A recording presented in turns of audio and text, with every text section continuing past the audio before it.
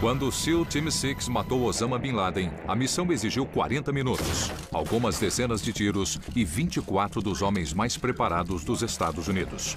Mas a parte mais difícil foi encontrá-lo.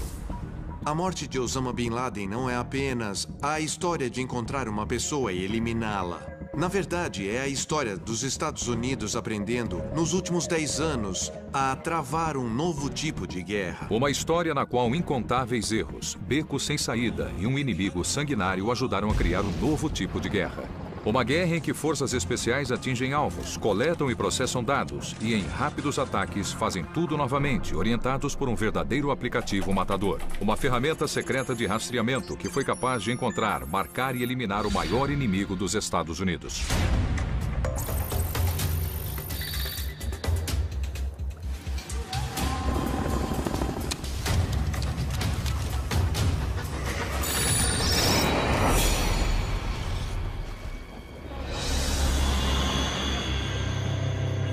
Dezembro de 2010. Fronteira entre o Afeganistão e o Paquistão. A guerra contra a Al-Qaeda de Osama Bin Laden está mais intensa do que nunca. Os guerreiros secretos norte-americanos empregam uma nova e sofisticada estratégia de rastreamento chamada F3EAD, a sigla em inglês para encontrar, marcar, eliminar, explorar, analisar e disseminar. Uma ferramenta para rastrear terroristas que mescla inteligência e equipes táticas com resultados eficientes e letais. Não é uma ferramenta de busca que vive no espaço virtual, mas operada em pleno território hostil por soldados supercapacitados com a missão de eliminar os inimigos. Esse é um software que realmente merece ser chamado de aplicativo matador. O renascimento quase total do Talibã faz desta terra de ninguém o lugar mais perigoso do planeta. Existem muitos homens para quem isso é pessoal.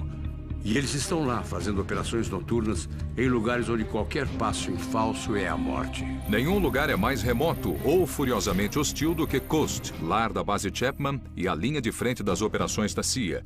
Uma ilha deserta em um mar de combatentes do Talibã e da Al-Qaeda. Khost foi uma das instalações da CIA que surgiram na fronteira entre o Afeganistão e o Paquistão. Eram os postos de escuta na linha de frente guiando a busca por Osama Bin Laden. Chapman é um lugar perigoso porque os guerreiros do Talibã e da Al-Qaeda vão matá-lo se puderem. E vão matar suas famílias se puderem. Quem comanda a estação da CIA é uma mãe de 3 filhos da Virgínia, chamada Jennifer Matthews. Para alguém como Jennifer Matthews, ir a Khost significava abrir mão de sua família por no mínimo 1 ano. Ela cuidava dos filhos e liderava a caçada a Osama Bin Laden. A Jenny via esses terroristas e Bin Laden, em particular, como uma ameaça aos seus filhos. Ela era provavelmente o maior compêndio de informações da CIA sobre a Al-Qaeda na época, mas nunca tinha estado em zonas de guerra. Ela estava determinada a punir os terroristas que derrubaram o World Trade Center. Ela ia pegar os desgraçados. Mas, por 9 longos anos, Matthews e seus colegas da CIA não tiveram pistas concretas sobre Bin Laden. Agora, eles finalmente têm o que acreditam ser seu maior trunfo na caçada. Um médico jordaniano chamado Huma al-Balawi, que foi preso por publicar ameaças em um site da Al-Qaeda. Sob pressão da temida agência de inteligência da Jordânia, a Mukhabarat, ele concordou em se tornar um informante. Ele tinha treinamento médico para oferecer como forma de se infiltrar no Talibã e na Al-Qaeda. Por quase 1 ano, os jordanianos trabalharam com Matthews e a CIA, treinando seu informante e posicionando-o para se infiltrar na Al-Qaeda. Balawi chegou ao Paquistão em março de 2009. Em setembro de 2009, ele aparece e fala: "Voltei. E vocês não vão acreditar em quem eu conheci."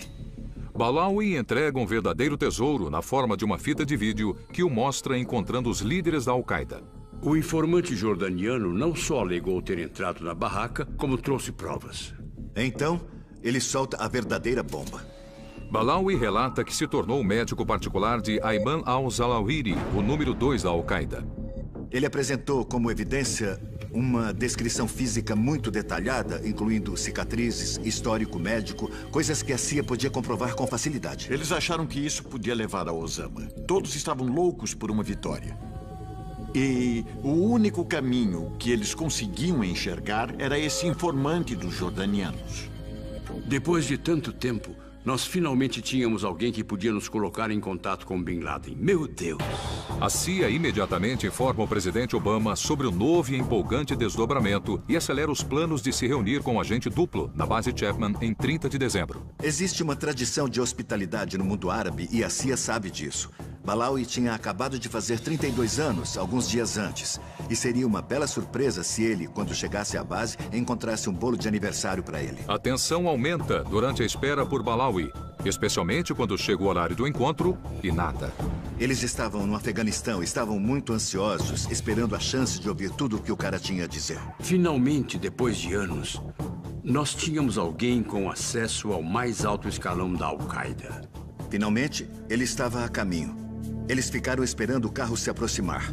Ele era uma peça tão importante que ninguém podia arriscar que ele fosse visto pelo Talibã. Então eles decidiram que al-Balawi passaria pela segurança sem ser revistado. E o carro dele parou dentro do complexo da CIA.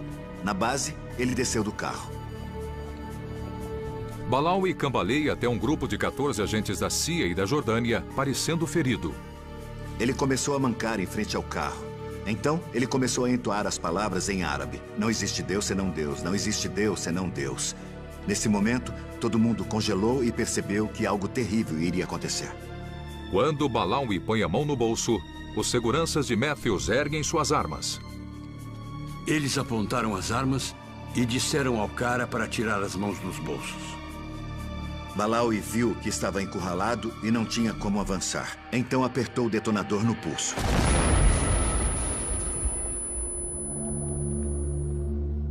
Quando a explosão aconteceu, tudo virou poeira, gritos e berros. E nós olhamos para cima, ainda na nossa sala. Os alto-falantes anunciavam, não saiam de onde estão. Aquela bomba não era um colete suicida comum. Era um C4, um explosivo militar, revestido com centenas de milhares de pequenos estilhaços. E as pessoas que chegaram lá encontraram uma cena devastadora, com corpos espalhados pelo chão, pessoas feridas, pessoas morrendo. Incluindo Jennifer Matthews. A agência contatou a família dela e eles disseram que estavam atrás do marido. E eu sabia por quê. E estavam tentando encontrar o marido. Aí, vimos na TV. Oh, the more we learn about the suicide bombing that killed 7 CIA officers and contractors in Afghanistan, the worse it looks. It is tragic and difficult to understand how this all happened. 10 pessoas estão mortas, incluindo 7 dos principais agentes da CIA na caçada Bin Laden. O ataque é um dos mais devastadores na história da agência.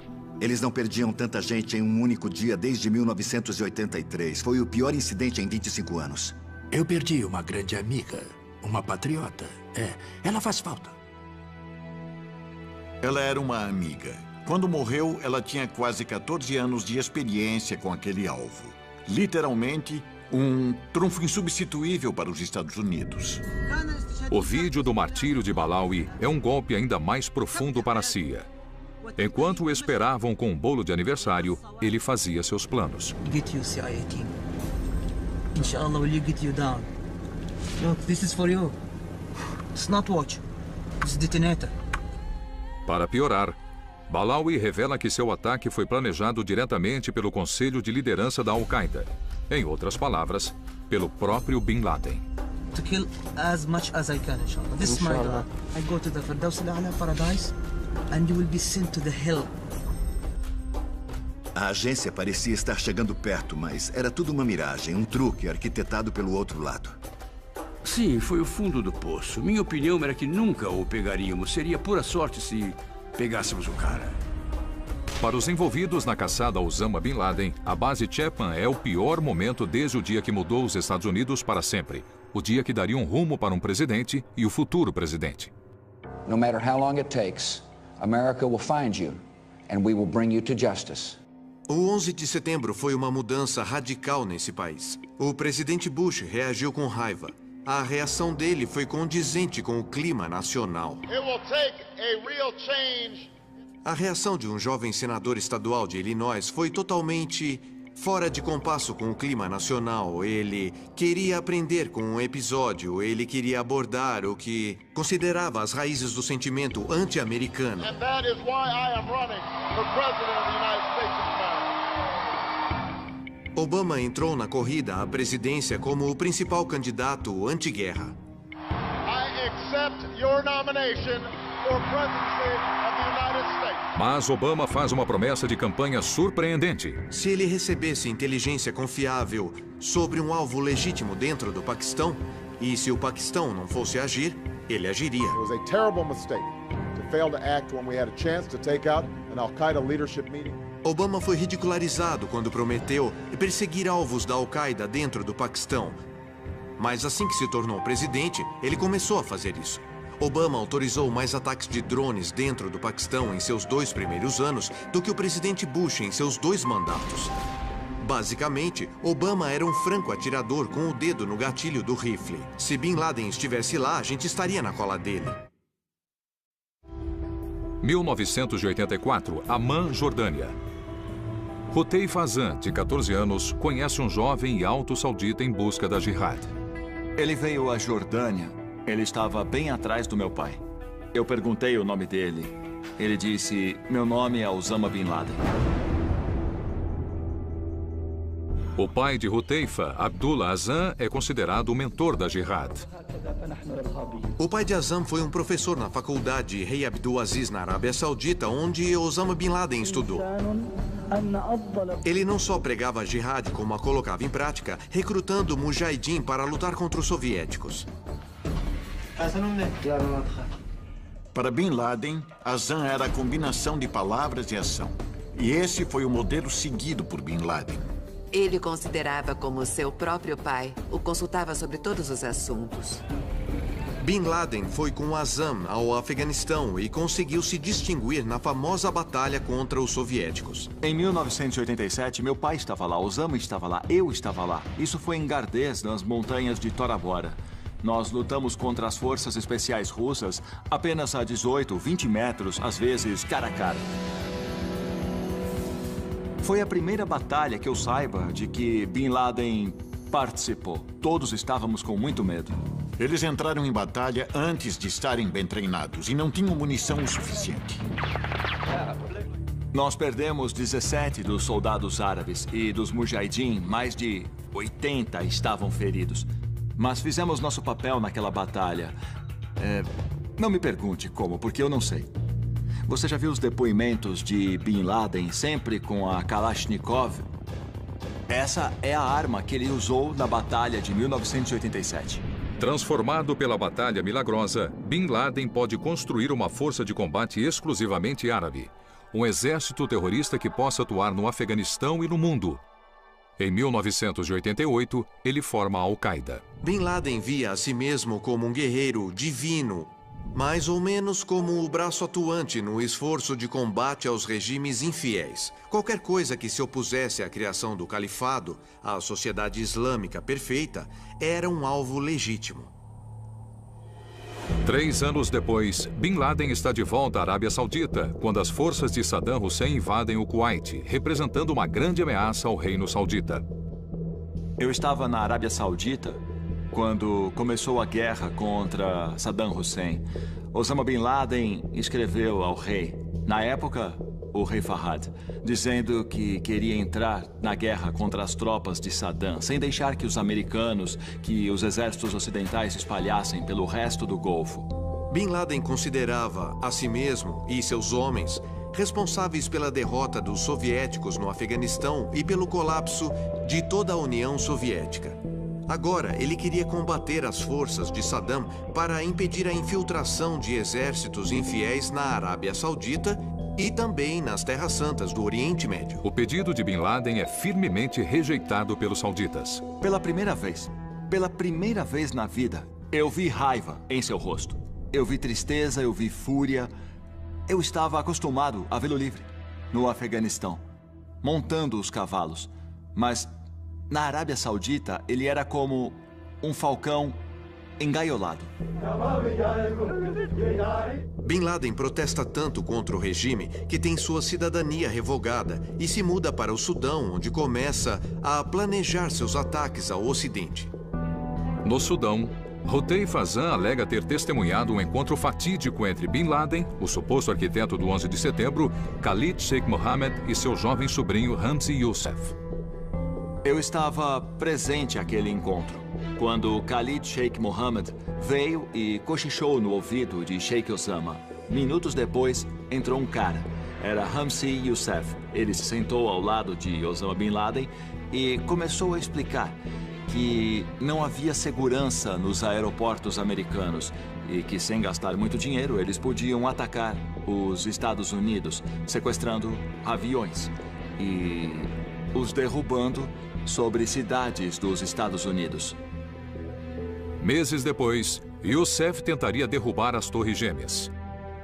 Se as alegações de Hassan forem verdadeiras, o arquiteto do 11 de setembro pode ter sido o homem condenado pelo primeiro ataque ao World Trade Center, Ramzi Youssef. A inteligência americana liga Bin Laden ao atentado de 93 ao Trade Center e também ao caminhão-bomba da Arábia Saudita em 95, que matou 5 americanos. A pressão sobre o governo sudanês para expulsar Bin Laden aumenta. Então ele se muda para o Afeganistão, onde se reúne com o Ayman al-Zawahiri e chega a dar uma coletiva de imprensa na qual declara guerra aos Estados Unidos. Isso foi música para os ouvidos de Michael Scheuer e Gary Schroen, os dois principais caçadores de Bin Laden na CIA. Foram dias de festa. A agência conhecia o Afeganistão. Nós já tínhamos uma rede de agentes que podiam nos ajudar a encontrar Bin Laden. Eles se prepararam para matar ou capturar Bin Laden em várias ocasiões. Acho que foi a primeira vez que a agência saiu à caça de uma pessoa em vez de país ou de um grupo maior. A equipe de Scheuer, incluindo uma jovem, Jennifer Matthews, trabalhava sem parar na busca por Bin Laden. A obsessão era tamanha que eles foram literalmente ridicularizados por alguns superiores. Os veteranos chamavam a minha equipe de família Manson. Era difícil convencer o alto escalão nascido e criado na Guerra Fria de que um cara barbudo que morava nas montanhas do Afeganistão podia ser uma ameaça aos Estados Unidos. Um dos problemas que nós enfrentamos é que não tínhamos autoridade direta para matar Bin Laden. Não conseguiam fazer a Casa Branca e a CIA tomarem uma atitude, mesmo quando Bin Laden estava na mira. George Tenet veio falar com os meus agentes. E o meu superior disse, com todas as letras, que ele e a Casa Branca iam permitir que milhares de americanos morressem se não aproveitassem as chances que tinham de capturar Osama Bin Laden. 5 anos após o primeiro atentado ao World Trade Center, ataques simultâneos às embaixadas americanas no Quênia e na Tanzânia mataram 224 pessoas, incluindo 12 americanos. Finalmente, os Estados Unidos estavam dispostos a correr o risco. Nós tínhamos informações, tanto de fontes humanas quanto de sinais de inteligência, indicando que Bin Laden podia estar em Khost. Então o presidente autorizou um ataque de mísseis cruise na esperança de matá-lo. Existem indícios de que o serviço de inteligência paquistanês, o ISI, o alertou.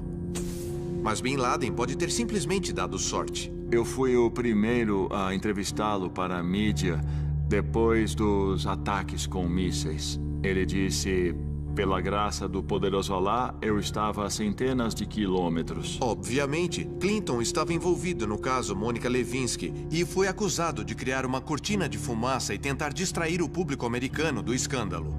Foi um desastre geral e talvez o pior efeito tenha sido levar Bin Laden a se esconder. Ficou bem mais difícil encontrá-lo. A equipe de Schroen daria aos Estados Unidos mais uma chance de matar Bin Laden em maio de 1999. Por 5 noites na terceira semana de maio, sabíamos que Bin Laden dormia em Kandahar City. Tínhamos fotos de Osama Bin Laden andando pelas ruas. Ele era claramente identificável. Um cara alto, de bengala, hobby branco, seguido por alguns subordinados. Mísseis Cruise estavam de prontidão. Segundo um oficial militar citado anonimamente no relatório da comissão do 11 de setembro, era uma chance perfeita, um gol de placa. Bin Laden devia ser um homem morto, mas o superior de Schroen cancela o ataque. Para Scheuer, essa foi a gota d'água. Eu me exaltei e mandei ele enfiar na... Foi o bastante para eu ser demitido. Então Scheuer foi demitido e Schroen seguiu adiante. Mas logo a CIA o chamaria de volta. 11 de setembro de 2001. Antes que a poeira assentasse em Manhattan, a busca por Bin Laden é retomada, com fúria. Os Estados Unidos iam atrás de Bin Laden, mas pretendiam chegar a ele pelo Talibã. Michael Schauer e Gary Schroen foram os primeiros a ouvir o telefone tocar. 11 de setembro, por volta das 11 horas, o sujeito que me substituiu me ligou e disse: "Você voltaria para trabalhar com a gente amanhã?" Eu recebi uma ligação de Cofer Black dizendo basicamente: venha me ver amanhã. Ele disse: eu quero que você leve a primeira equipe ao Afeganistão. I want justice, dead or alive. As minhas instruções eram achar o Bin Laden, matá-lo, cortar a cabeça dele, colocá-la em gelo seco e mandá-la de volta para Washington. Então as coisas tinham mudado. A missão de Schroen era fazer a ligação das forças especiais americanas com as forças afegãs no local, para ajudá-las a identificar alvos da Al-Qaeda e do Talibã. Os tribais levaram o pessoal da CIA ao sul do Afeganistão na direção de Kandahar. As forças especiais americanas usavam lasers para guiar bombas até os alvos da Al-Qaeda e do Talibã e despejavam fogo das nuvens sobre eles com precisão incrível. Os Estados Unidos massacraram o Talibã.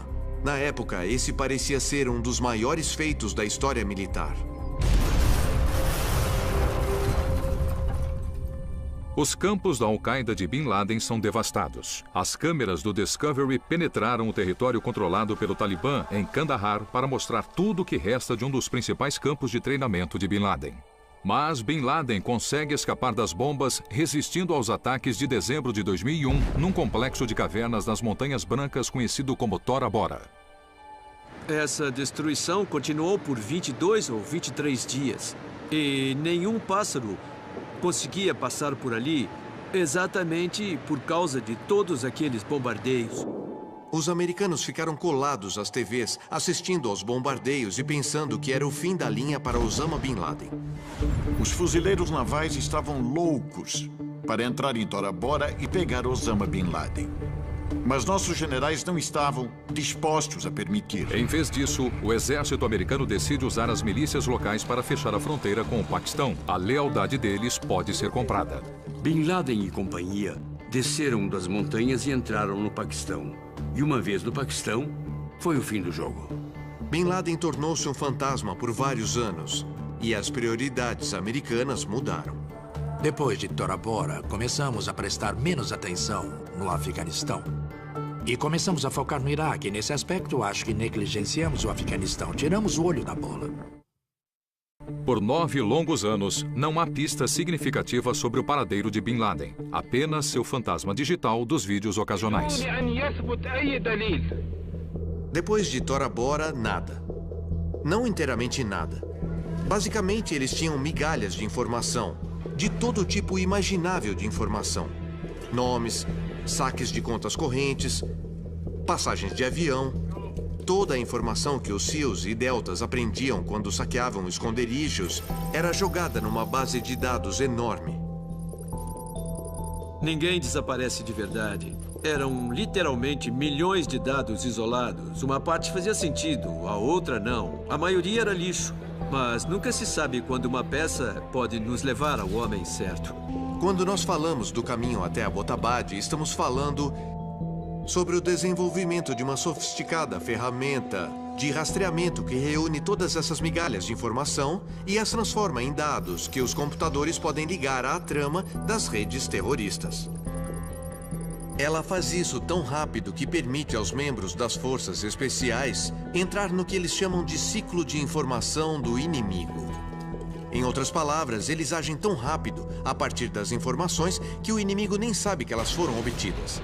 Em 2004, uma empresa chamada Palantir desenvolveu um programa que realmente merece o título de aplicativo matador. Palantir é o nome de uma pedra no filme O Senhor dos Anéis, que dá o poder de enxergar o que acontece muito longe. O programa desenvolvido nesse projeto transformou os soldados de operações especiais em caçadores de eficiência letal. Quando essa ferramenta finalmente começa a ser usada, Os SEALs e a Força Delta já tinham aprimorado suas habilidades em milhares de missões em 2 guerras. São os melhores dos melhores, indo atrás dos piores dos piores. Uma força testada, bem treinada e que já realizou centenas e centenas de missões, com frequência dezenas em uma única noite, em lugares como o Iraque e o Afeganistão. Outro desdobramento importante foi o drone, que permite ao exército não apenas atingir o inimigo, como manter uma vigilância aérea constante.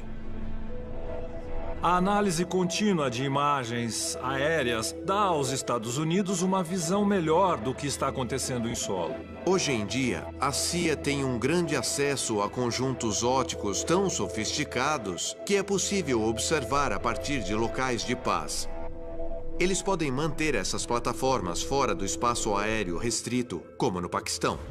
Em julho de 2009, o comandante das Forças Especiais, William McRaven, assina um acordo secreto com o diretor da CIA, Leon Panetta, expandindo a cooperação entre a CIA e as Forças Especiais. Então, enquanto o novo presidente tenta injetar mais urgência à busca por Osama Bin Laden, ocorre uma união formal entre os níveis mais altos da inteligência e das operações especiais. Das cinzas do 11 de setembro, a arma correta havia surgido. E durante a evolução dessa arma perfeita ao longo do tempo, surgiu a pista tão esperada. A peça que faltava no quebra-cabeça da caçada a Bin Laden. A identidade do seu mensageiro. De 2001 a 2007, uma série de missões aponta para a existência de um misterioso mensageiro da Al-Qaeda, conhecido pelo pseudônimo de Ahmed al-Kuwaiti. A informação coletada em investigações e inserida na ferramenta de busca em constante evolução determina que o kuwaitiano é, de fato, uma figura-chave da caçada. A CIA precisa apenas determinar seu nome real. A agência diz apenas que a informação preciosa veio de um terceiro país. Mas em 2007, eles finalmente descobriram o nome verdadeiro do kuwaitiano: Ibrahim Sayed Ahmed. Agora eles tinham tudo. Um homem real tem uma história real. Ele tem família... Ele tem ligações, ele pode ser investigado. Então eles finalmente têm um ponto de partida. Ao rastrear a família dele e aproveitando a sofisticação crescente do software, da ferramenta de rastreamento, eles podiam começar a investigação. Junho de 2010. A CIA determina a localização do celular de Ahmed. Encontrar o celular significava que eles podiam encontrá-lo e vigiá-lo. E quando o seguiram até aquele complexo, isso gerou muita curiosidade em Langley. As medidas de segurança, o fato de certos membros da família nunca saírem, sabe? A presença de cães de guarda, o que é muito incomum naquela parte do mundo. Ahmed e seu irmão parecem mais desconfiados do que o normal. Eles estavam usando um nível alto de OPSEC, segurança operacional, e parecia bastante claro que eles estavam agindo como emissários para alguém dentro da rede Al-Qaeda. Os irmãos só ligavam os celulares quando estavam a mais de 1 hora do complexo. Eles tomavam muito cuidado nas conversas gravadas, chegando a mentir para parentes próximos sobre onde estavam morando. Então, uma rápida conversa em uma das ligações de Ibrahim Ahmed levou a CIA a acreditar que ele ainda trabalhava para a Al-Qaeda.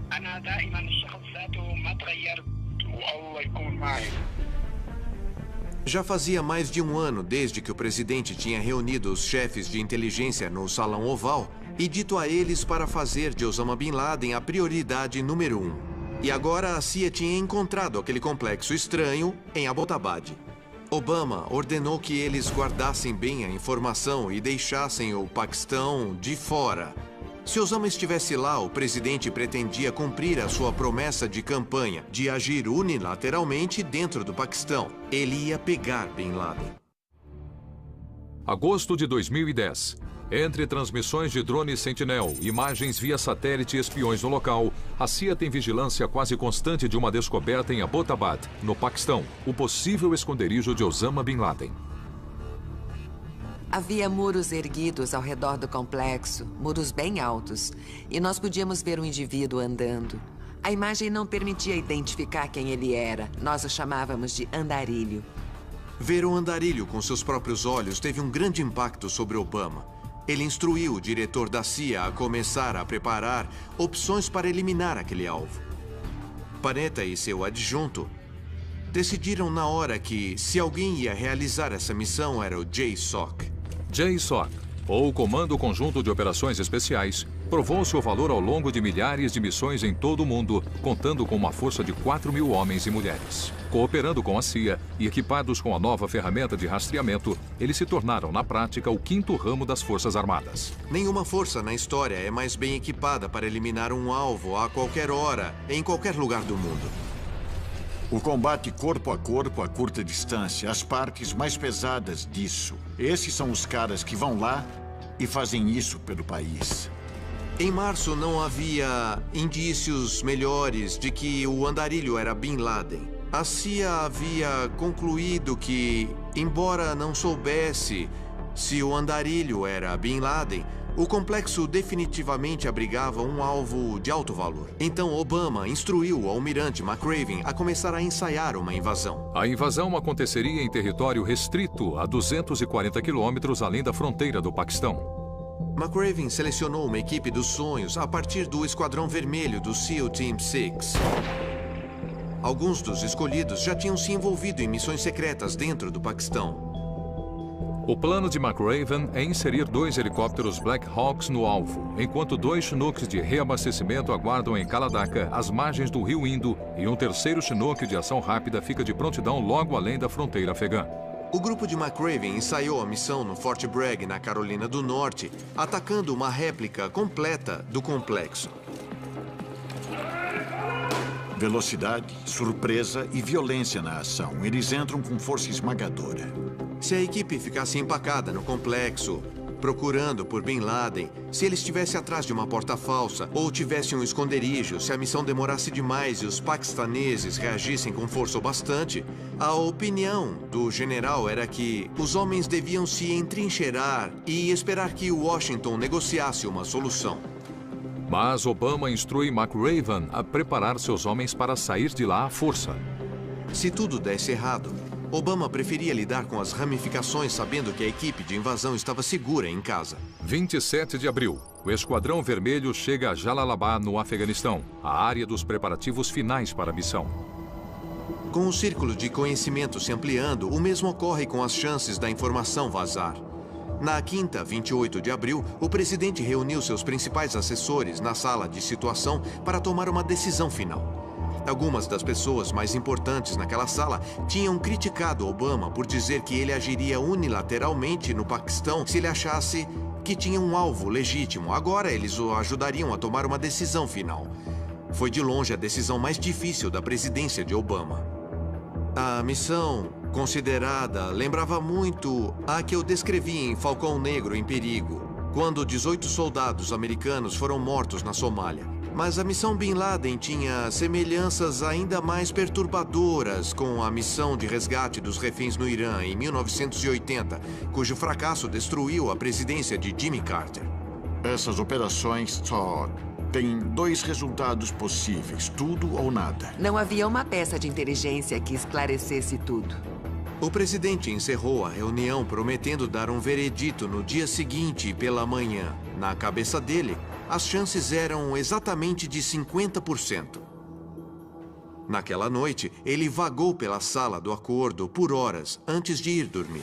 29 de abril. Obama planeja visitar o sul para avaliar os danos de um tornado. Naquela manhã, enquanto ele se preparava para embarcar no Marine One, o presidente convocou Dennis McDonnell, Tom Donald e o seu chefe de gabinete à sala diplomática da Casa Branca. E com vista para o Gramado Sul e o monumento de Washington, ele disse a eles: eu autorizo. Vamos fazer a invasão. Preparem as diretivas. Eu me lembro, no sábado, de sair de casa e dizer aos meus filhos: eu não vou ficar muito em casa nos próximos dias. E não podia dizer por quê. Naquela noite de sábado, o presidente reafirmou sua reputação de frieza ao ser engraçado no jantar anual dos correspondentes da Casa Branca. Mahalo! E na manhã seguinte, ele manteve a aparência de normalidade na Casa Branca e foi jogar um pouco de golfe. Todo mundo entendia a importância de não fugir do normal, de não desperdiçar a oportunidade. Ele voltou à sala de situação às 2:30 daquela tarde onde um telão mostrava o rosto de Leon Panetta no escritório dele em Langley. O comandante real da missão, o almirante Bill McRaven, assumiria o controle em seu posto de comando em Jalalabad. É uma noite sem lua. Os dois Black Hawks carregam 32 SEALs, um tradutor de Pashtun e um pastor belga malinois chamado Cairo. Eles decolaram de Jalalabad e a Operação Lança de Netuno estava em progresso. Meia-noite, Jalalabad. Os dois Black Hawks voam rápido e baixo sobre o Paquistão. E McRaven tem a capacidade de monitorar exatamente qual é a reação dos paquistaneses. Até então, eles não estavam fazendo nada. 4 da tarde, na Casa Branca. O presidente e seus assessores finalmente podem ver os Black Hawks se aproximando do alvo na transmissão do Sentinel acima. Ao assistir os primeiros segundos da missão, eles viram imediatamente que algo tinha dado errado. Os dois helicópteros deviam se afastar depois que os soldados estivessem no complexo. Em vez disso, um deles parecia ter caído. Eles ficaram horrorizados. Imediatamente, o que passou pela cabeça deles foi o Falcão Negro em perigo, ou pior, o Desert One. Meia-noite e 46, Abbottabad, Paquistão. A missão final para eliminar Osama Bin Laden tem um problema. Um Black Hawk em perigo. Quando Black Hawk caiu, ficou claro que não era planejado. E acho que todos prenderam o fôlego. Finalmente, o silêncio é quebrado por uma voz calma. McRaven não parecia abalado ou mesmo surpreso. Senhor diretor, disse ele a Panetta. Como podem ver, nós temos um helicóptero caído dentro do complexo. Meus homens estão preparados para esta eventualidade. Vamos lidar com isso. Na Casa Branca, sem explicação, eles veem SEALs saindo dos dois helicópteros. A casa acorda de repente.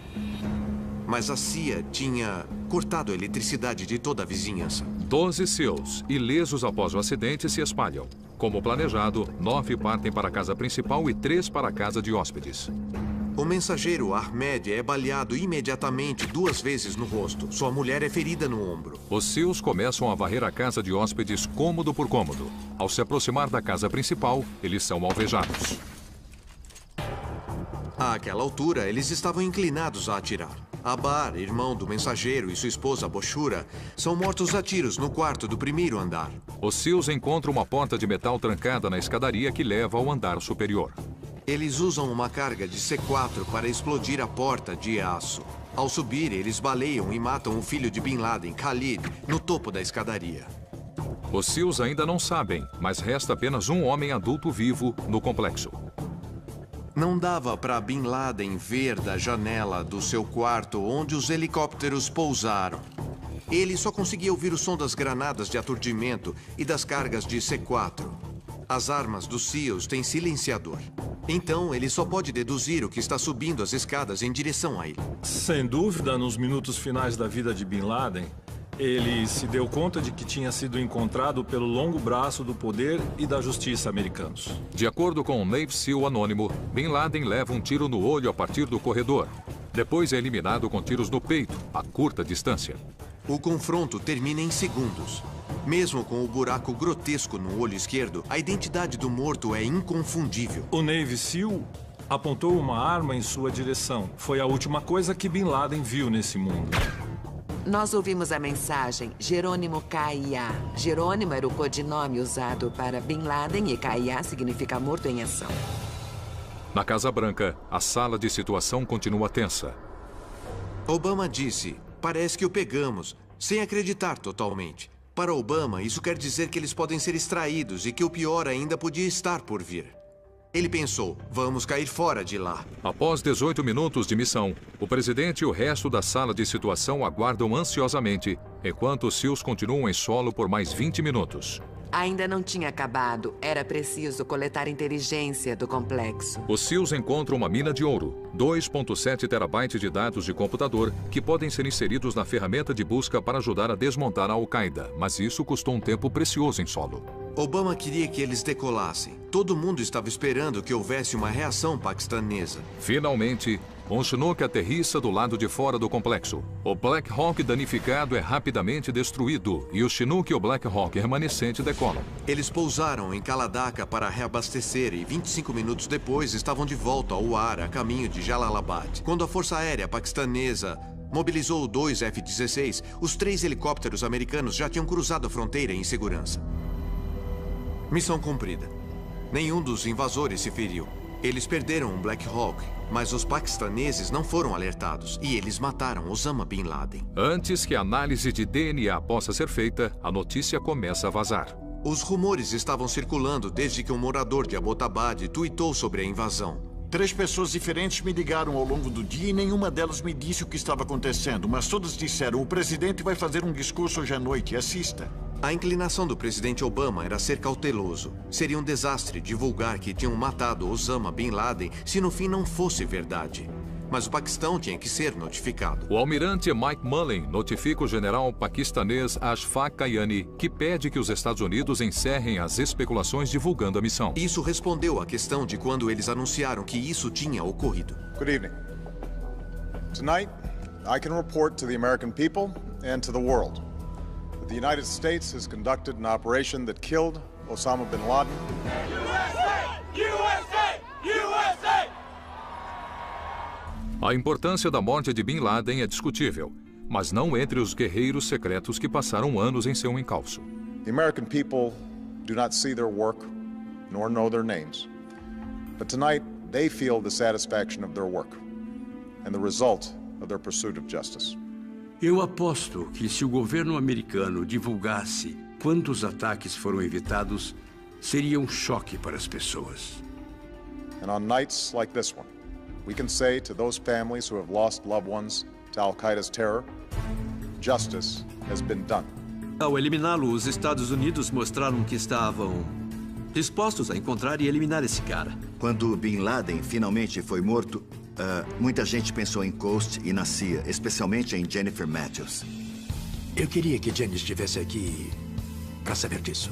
Ao redor do mundo, nem todos ficam felizes em vê-lo morto. Eu fiquei muito triste e chorei porque este homem é mais puro do que água benta.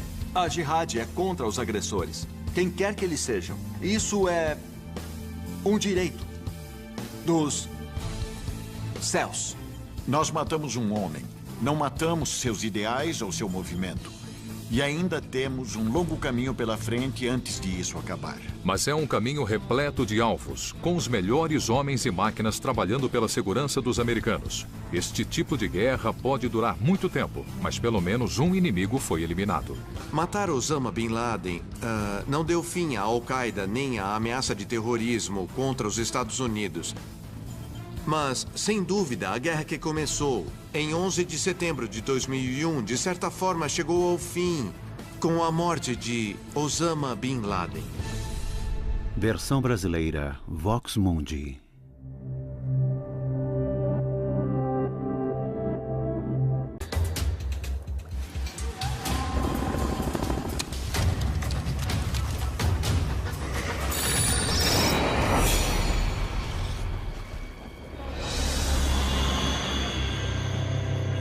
Dezembro de 2010. Fronteira entre o Afeganistão e o Paquistão. A guerra contra a Al-Qaeda de Osama Bin Laden está mais intensa do que nunca. Os guerreiros secretos norte-americanos empregam uma nova e sofisticada estratégia de rastreamento chamada F3EAD, a sigla em inglês para encontrar, marcar, eliminar, explorar, analisar e disseminar. Uma ferramenta para rastrear terroristas que mescla inteligência e equipes táticas com resultados eficientes e letais.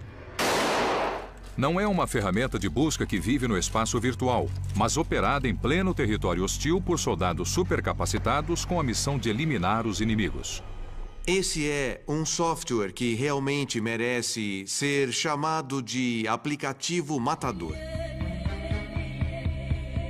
O renascimento quase total do Talibã faz desta terra de ninguém o lugar mais perigoso do planeta. Existem muitos homens para quem isso é pessoal. E eles estão lá fazendo operações noturnas em lugares onde qualquer passo em falso é a morte. Nenhum lugar é mais remoto ou furiosamente hostil do que Khost, lar da base Chapman e a linha de frente das operações da CIA. Uma ilha deserta em um mar de combatentes do Talibã e da Al-Qaeda. Khost foi uma das instalações da CIA que surgiram na fronteira entre o Afeganistão e o Paquistão. Eram os postos de escuta na linha de frente guiando a busca por Osama Bin Laden. Chapman é um lugar perigoso porque os guerreiros do Talibã e da Al-Qaeda vão matá-lo se puderem. E vão matar suas famílias se puderem. Quem comanda a estação da CIA é uma mãe de 3 filhos da Virgínia, chamada Jennifer Matthews. Para alguém como Jennifer Matthews ir a Khost se infiltrar no Talibã e na Al-Qaeda. Por quase um ano, os jordanianos trabalharam com Matthews e a CIA, treinando seu informante e posicionando-o para se infiltrar na Al-Qaeda. Balawi chegou ao Paquistão em março de 2009. Em setembro de 2009, ele aparece e fala: "Voltei, e vocês não vão acreditar em quem eu conheci." Balawi entrega um verdadeiro tesouro na forma de uma fita de vídeo que o mostra encontrando os líderes da Al-Qaeda. O informante jordaniano não só alegou ter entrado na barraca, como trouxe provas. Então, ele solta a verdadeira bomba. Balawi relata que se tornou o médico particular de Ayman al-Zawahiri, o número 2 da Al-Qaeda. Ele apresentou como evidência uma descrição física muito detalhada, incluindo cicatrizes, histórico médico, coisas que a CIA podia comprovar com facilidade. Eles acharam que isso podia levar a Osama. Todos estavam loucos por uma vitória.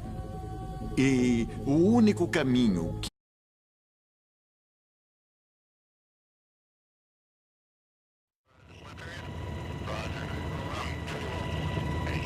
Quando o SEAL Team 6 matou Osama Bin Laden, a missão exigiu 40 minutos, algumas dezenas de tiros e 24 dos homens mais preparados dos Estados Unidos. Mas a parte mais difícil foi encontrá-lo. A morte de Osama Bin Laden não é apenas a história de encontrar uma pessoa e eliminá-la. Na verdade, é a história dos Estados Unidos aprendendo, nos últimos 10 anos, a travar um novo tipo de guerra. Uma história na qual incontáveis erros, becos sem saída e um inimigo sanguinário ajudaram a criar um novo tipo de guerra.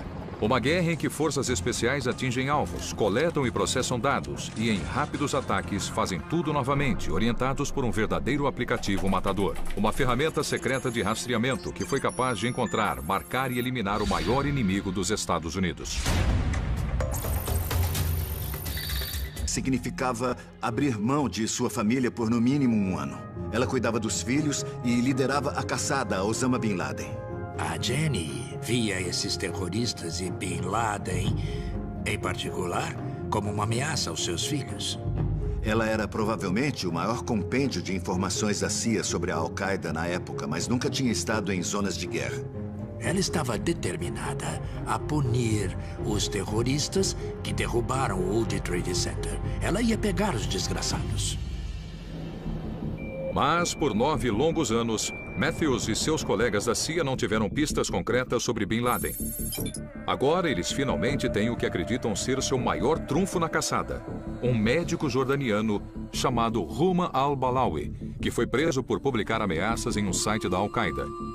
Sob pressão da temida agência de inteligência da Jordânia, a Mukhabarat, ele concordou em se tornar um informante. Ele tinha treinamento médico para oferecer como forma de